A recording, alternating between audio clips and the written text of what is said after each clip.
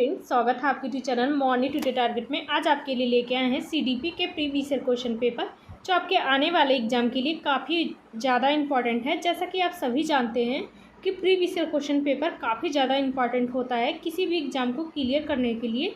इसलिए जितने भी PYQ क्वेश्चन करवा रही हूँ सारे कर लीजिए, आपका 100% निकल जाएगा। बहुत लोगों का 2 से 4 बार या 3 बार दे चुके हैं, लेकिन उनका क्लियर नहीं हो पा रहा है, इसलिए क्योंकि वह प्रीवियस ईयर क्वेश्चन पेपर नहीं लगाते हैं। अगर आप प्रीवियस ईयर क्वेश्चन लगा रहे हैं तो इससे एक अंदाज़ा मिलता है कि क्वेश्चन कैसा पूछ रहा है और कैसा आता है। कभी कभार तो वही क्वेश्चन रिपीट भी हो जाता है, इसलिए आपके लिए काफ़ी ज़्यादा इम्पोर्टेंट होने वाले हैं।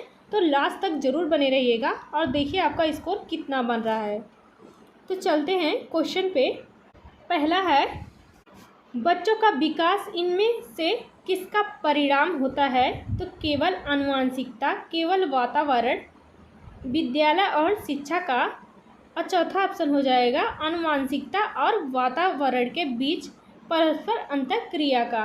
तो बच्चों का विकास इनमें से किसका परिणाम होता है? तो इसका राइट आंसर हो जाएगा यहाँ पे 4 ऑप्शन, आनुवंशिकता और वातावरण के बीच परस्पर अंतःक्रिया के द्वारा होता है। तो इसका करेक्ट आंसर यहाँ पे 4 ऑप्शन सही हो जाएगा।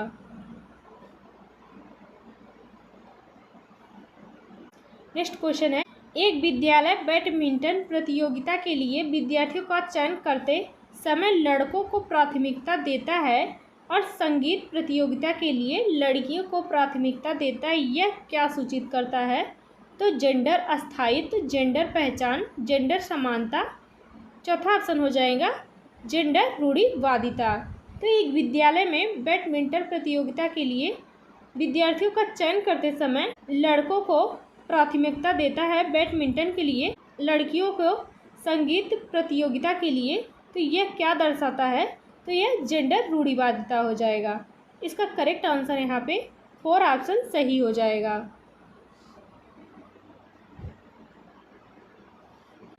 नेक्स्ट क्वेश्चन है, इनमें से कौन सी विधि समावेशन के अनुरूप नहीं है? तो नहीं है पूछा है, तो बताइएगा। विविधता को सहारा देना और महत्व देना। दूसरा है सब बच्चों में स्वाभिमान और सीखने के लिए आत्मविश्वास बढ़ाना।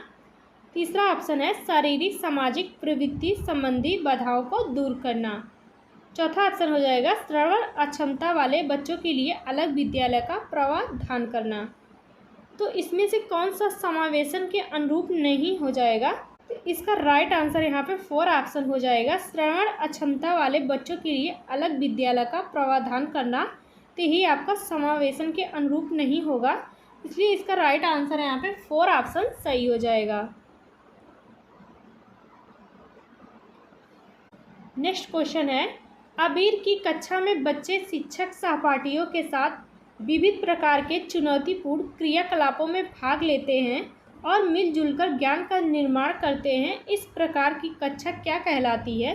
तो सामाजिक संरचनावादी, व्यक्तित्व संरचनावादी, परंपरागत कक्षा, बहुभाषी कक्षा। तो अबीर की कक्षा में बच्चे शिक्षक और सहपाठियों के साथ विविध प्रकार के चुनौतीपूर्ण क्रियाकलापों में भाग लेते हैं और मिलजुल कर ज्ञान का निर्माण करते हैं। तो इस प्रकार की कक्षा क्या कहलाती है? तो इसका राइट आंसर यहाँ पे पहला हो जाएगा, सामाजिक संरचनावादी कक्षा कहलाती है। तो इसका फर्स्ट ऑप्शन सही हो जाएगा। नेक्स्ट क्वेश्चन है, निम्न में से कौन सी तकनीक अध्यापन अधिगम प्रक्रिया को गुणवत्ता को नहीं बढ़ाएगी? जानकारी को प्रस्तुत करने के लिए विविध तरीके अपनाकर। दूसरा है मतों को अभिव्यक्त करने के लिए विविध विकल्प देकर। तीसरा है अधिगम के आकलन हेतु विविध तरीके लगाकर। चौथा ऑप्शन हो जाएगा बच्चों को विविध तरीके से नामनीकरण करके। तो कौन सी तकनीक अध्यापन अधिगम प्रक्रिया की गुणवत्ता को नहीं बढ़ाएगी? तो वह इसका राइट आंसर हो जाएगा 4 ऑप्शन, बच्चों को विविध तरीके के नामनीकरण करके। तो ये आपका राइट आंसर हो जाएगा, बच्चों का नामनीकरण नहीं करना है, इसलिए इसका करेक्ट आंसर यहाँ पे 4 ऑप्शन सही हो जाएगा। नेक्स्ट क्वेश्चन है, समकक्षी समूह के संदर्भ में क्या सही है? बच्चे द्वितीयक समाजीकरण में उनकी एक महत्वपूर्ण भूमिका होती है। दूसरा है बच्चों के समाजीकरण में उनकी कोई भूमिका नहीं होती है। तीसरा है बच्चों के समाजीकरण में उनकी लघु लेकिन निरर्थक भूमिका होती है। चौथा ऑप्शन हो जाए यह द्वितीयक समाजीकरण का कारक नहीं होता है। तो समकक्षी समूह के संदर्भ में क्या सही हो जाएगा? तो इसका राइट आंसर यहाँ पे पहला सही हो जाएगा कि बच्चों के द्वितीयक समाजीकरण में उनकी एक महत्वपूर्ण भूमिका होती है। तो इसका राइट आंसर यहाँ पे पहला सही हो जाएगा। नेक्स्ट क्वेश्चन है, हार्वर्ड गार्डनर के बहुबुद्धि सिद्धांत के अनुसार इनमें से कौन सी बुद्धि जटिल आंतरिक भावनाओं को पहचानने और उनका प्रयोग करने, अपने आचरण को दिशा देने की योग्यता से संबंधित है? तो अंतर व्यक्तित्व बुद्धि, अंतर व्यक्तित्व बुद्धि, भाषात्मक बुद्धि, प्रकृत बुद्धि। तो इसका राइट आंसर हो जाएगा यहाँ पे दूसरा, अंतर व्यक्तित्व बुद्धि। खुद की मनोदशा को जानने और पहचानने की योग्यता को कहते हैं आंतरिक बुद्धि, जो अंतर व्यक्तित्व बुद्धि होती है। और अंतर व्यक्तित्व बुद्धि में दूसरों की मनोदशा और इच्छाओं को जानने की होता है, उसमें अंतर व्यक्तित्व बुद्धि होता है। नेक्स्ट क्वेश्चन है, एक ऐसी दशा जिसमें कोई बच्चा पढ़ते समय कुछ अक्षरों और शब्दों को हटा देता है या प्रतिस्थापित करता है या फिर उल्टा कर देता है, क्या कहलाती है? तो वाचन वैकल्य, शालीनता, अधिगम असहायता, अवधान न्यूनता, अतिक्रियाशीलता, विकार। तो एक ऐसी दशा जिसमें कोई बच्चा पढ़ते समय कुछ अक्षरों को हटा देता है या फिर उल्टा कर देता है, तो क्या कहलाती है? तो वाचन वैकल्य कहलाती है, अक्षमता। तो इसका राइट आंसर यहाँ पे पहला सही हो जाएगा। नेक्स्ट क्वेश्चन है, जीन पियाजे के अनुसार बच्चे द्वारा संरक्षण संबंधी समस्याओं का समाधान निकालने की योग्यता के किन आधारभूत पहलुओं पर निर्भर करती है? तो केंद्रीकरण और प्रतिवर्तिता।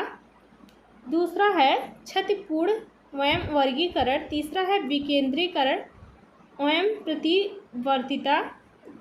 चौथा ऑप्शन हो जाएगा सकर्मक अनुमान और क्रमबद्धता।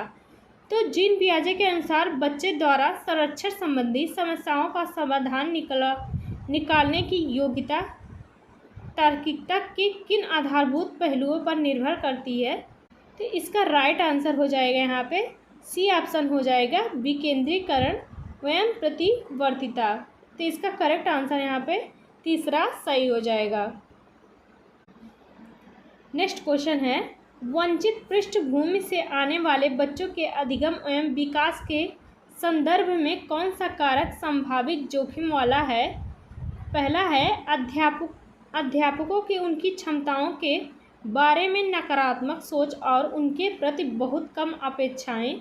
दूसरा है पाठ्यपुस्तकों की कहानियों में सुविधा वंचित पृष्ठभूमि के बच्चे का मुख्य पात्र के रूप में प्रतिनिधित्व। तीसरा है जहां तक संभव हो सके विद्यालय में दिए गए जाने वाले ज्ञान स्थानीय ज्ञान के बीच जुड़ाव पर बल। चौथा ऑप्शन हो जाएगा कक्षा में विजातीय आधारित समूह बनाना। तो वंचित पृष्ठभूमि से आने वाले बच्चों के अधिगम एवं विकास के संदर्भ में कौन सा कारक संभावित जोखिम वाला होगा? तो इसका राइट आंसर यहाँ पे पहला सही हो जाएगा, अध्यापकों की उनकी क्षमताओं के बारे में नकारात्मक सोच और उनके प्रति बहुत कम अपेक्षाएं। इसका करेक्ट आंसर यहाँ पे पहला सही हो जाएगा।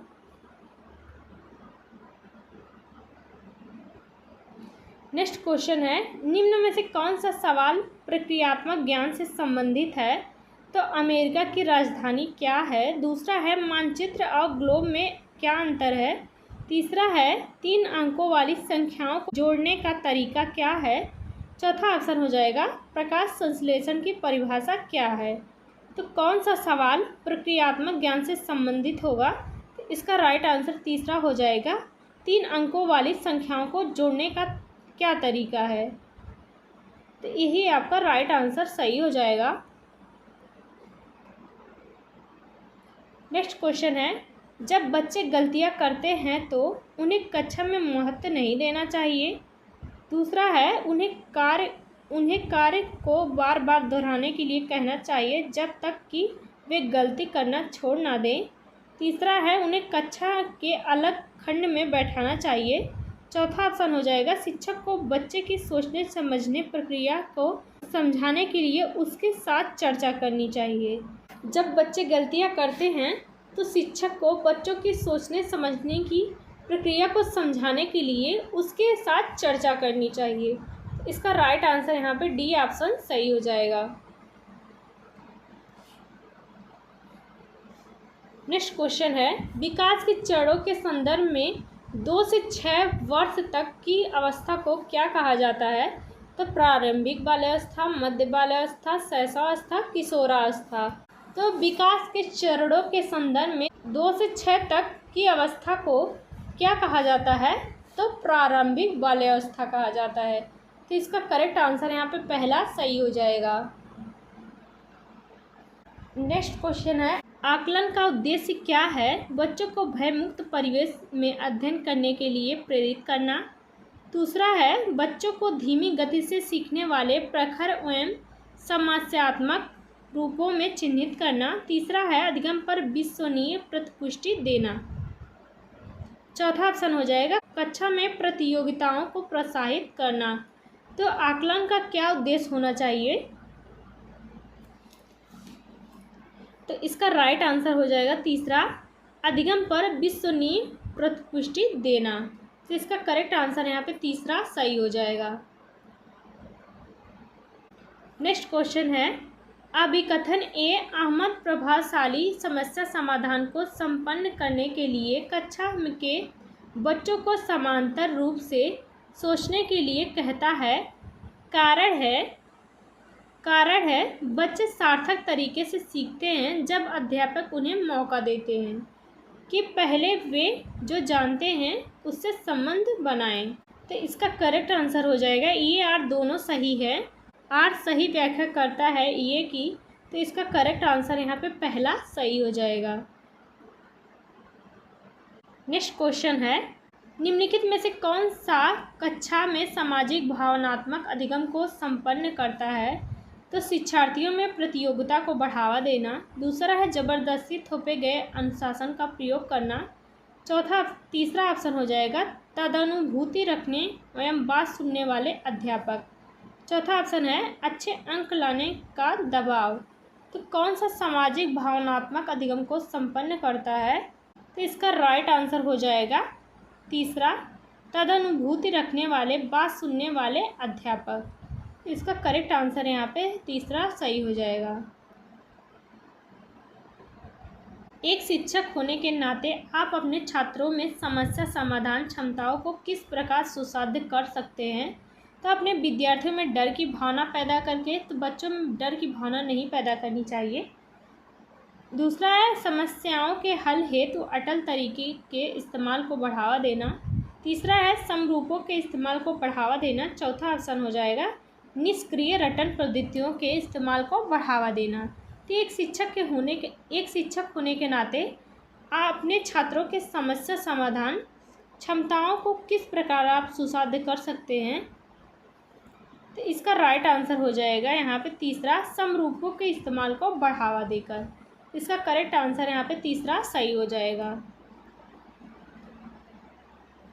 नेक्स्ट क्वेश्चन है, शिक्षा के प्राथमिक स्तर पर बहुसंवेदनीय उपागम के इस्तेमाल को प्रोत्साहित करना चाहिए क्योंकि यह अधिगम को और अधिक प्रभावशाली बनाता है। दूसरा, यह कुछ बच्चों को शिक्षा में वर्जित करने के मौके देता है। तीसरा ऑप्शन हो जाएगा, यह अध्यापक के निर्देश अवधि का काफ़ी समय बचाता है। चौथा ऑप्शन हो जाएगा, यह बच्चों के अज्ञानपरायणता पैदा करता है। तो शिक्षा के प्राथमिक स्तर पर बहुसंवेदनीय उपागम के इस्तेमाल को प्रोत्साहित करना चाहिए क्योंकि यह अधिगम को और अधिक प्रभावशाली बनाता है। तो इसका करेक्ट आंसर यहाँ पे पहला सही हो जाएगा। नेक्स्ट क्वेश्चन है, विकास के किस अवस्था में बच्चे कल्पनाशीलता वाले खेल में सक्रिय रूप से भाग लेते हैं? तो शैशवावस्था, प्रारंभिक बाल्यावस्था, मध्य बाल्यावस्था, किशोरावस्था। तो विकास की किस अवस्था में बच्चे कल्पनाशीलता वाले खेल में सक्रिय रूप से भाग लेते हैं? तो इसका राइट आंसर हो जाएगा प्रारंभिक बाल्यावस्था में।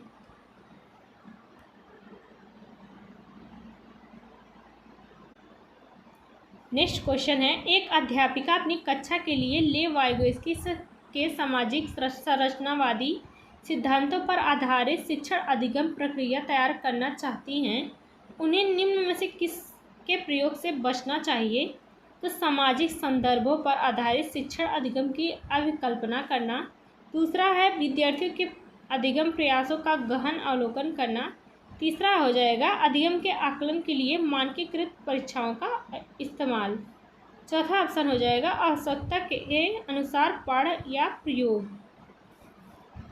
तो इसका राइट आंसर हो जाएगा यहाँ पे तीसरा सही हो जाएगा। अधिगम के आकलन के लिए मानकीकृत परीक्षाओं का इस्तेमाल करना। तो इसका करेक्ट आंसर यहाँ पे तीसरा सही हो जाएगा। नेक्स्ट क्वेश्चन है, किस विचारक ने इस बात को नकारा है कि बुद्धि एकल इकाई और कई पृथक स्वतंत्र बुद्धियों का सिद्धांत प्रतिपादित किया है? जीन पियाजे, Howard Gardner, Lev Vygotsky, Lawrence Kohlberg. तो इसका राइट आंसर हो जाएगा यहाँ पे लेव वाइगोत्स्की। तो इसका राइट आंसर हो जाएगा यहाँ पे दूसरा हार्वर्ड गार्डनर।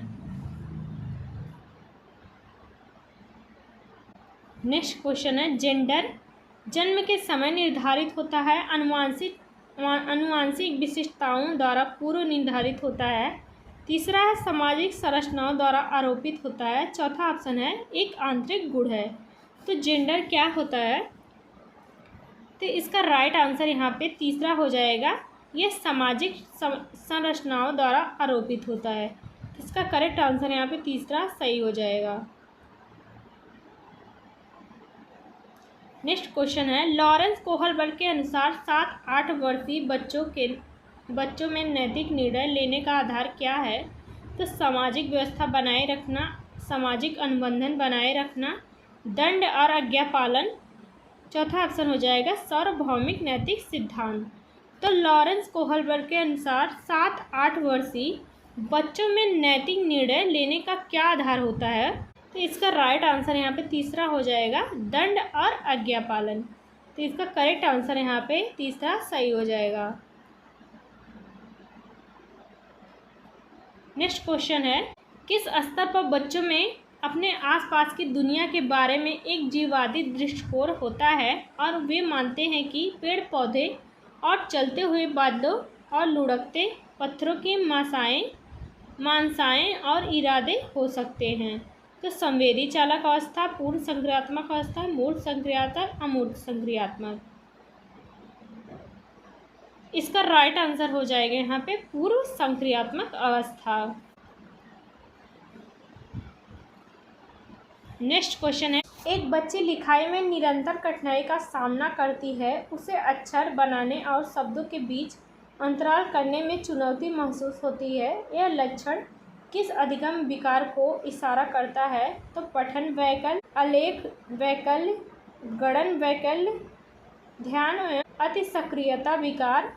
इसका राइट आंसर यहाँ पे दूसरा हो जाएगा आलेख वैकल्य हो जाएगा। नेक्स्ट क्वेश्चन है, निम्न में से कौन सा सृजनात्मकता का अनिवार्य लक्षण है? तो अभिसारी चिंतन, आवेगशीलता, सोच में केंद्रीकरण, अभिसारी चिंतन। तो कौन सा सृजनात्मकता का अनिवार्य लक्षण है? तो इसका राइट आंसर यहाँ पे हो जाएगा अभिसारी चिंतन। अपसारी चिंतन होगा। नेक्स्ट क्वेश्चन है, वाइगोत्स्की के अनुसार बच्चे किस प्रकार सीखते हैं? तो प्रतियोगिताओं के द्वारा, साथियों के बातचीत करके, पुरस्कार के लिए प्रयास करके और दंड से बचकर। चौथा ऑप्शन है उद्दीपन प्रतिक्रिया अनुबंधन करके। तो वाइगोत्स्की के अनुसार बच्चे किस प्रकार सीखते हैं? तो साथियों के साथ बातचीत करके, अंतःक्रिया करके। तो इसका करेक्ट आंसर यहाँ पे दूसरा सही हो जाएगा। नेक्स्ट क्वेश्चन है, समावेशी शिक्षा में क्या शामिल है? सभी शिक्षार्थियों के लिए मानक पाठचर्या, विशेष आवश्यकता वाले विद्यार्थियों को केवल व्यावसायिक शिक्षा का प्रावधान। तीसरा है व्यक्तिगत अंतरों की पहचान, परिणाम स्वरूप पाठचर्या में लचीलापन। चौथा ऑप्शन हो जाएगा विद्यार्थियों की उनकी योग्यताओं के आधार पर पृथक्करण व वर्गीकरण करना।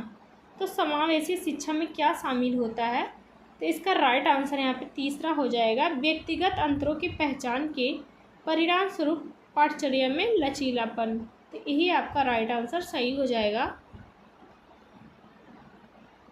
नेक्स्ट क्वेश्चन है, समालोचनात्मक चिंतन में प्रमाण की क्या भूमिका होती है? दूसरा है प्रमाण का तार्किक और सुनियोजित रूप से मूल्यांकन किया जाना चाहिए। दूसरा है समालोचनात्मक चिंतन के लिए प्रमाण अप्रासंगिक होता है। तीसरा है व्यक्तिगत राय के पक्ष में प्रमाण की उपेक्षा की जानी चाहिए। चौथा ऑप्शन हो जाएगा प्रमाण को बिना विश्लेषण के स्वीकार किया जाना चाहिए। तो समालोचनात्मक चिंतन में प्रमाण की क्या भूमिका होती है? तो इसका राइट आंसर यहाँ पे पहला सही हो जाएगा, प्रमाण का तार्किक और सुनियोजित रूप से मूल्यांकन किया जाना चाहिए। ये आपका राइट आंसर सही हो जाएगा। इस क्लास का लास्ट क्वेश्चन है, तो बताइएगा निम्नलिखित में से पठन वैकल्प की एक विशिष्ट विशेषता कौन सी है? तो रचनात्मक समस्या समाधान में कठिनाई, ध्वन्यात्मक प्रसंस्करण में कठिनाई, शारीरिक समन्वय में कठिनाई। चौथा ऑप्शन हो जाएगा सामाजिक समझ जानकारी में कठिनाई। तो निम्नलिखित में से पठन वैकल्प की एक विशिष्ट विशेषता कौन सी है? तो इसका राइट आंसर यहाँ पे 4 ऑप्शन सही हो जाएगा। आज के लिए बस इतना ही, मिलते हैं नेक्स्ट क्लास में।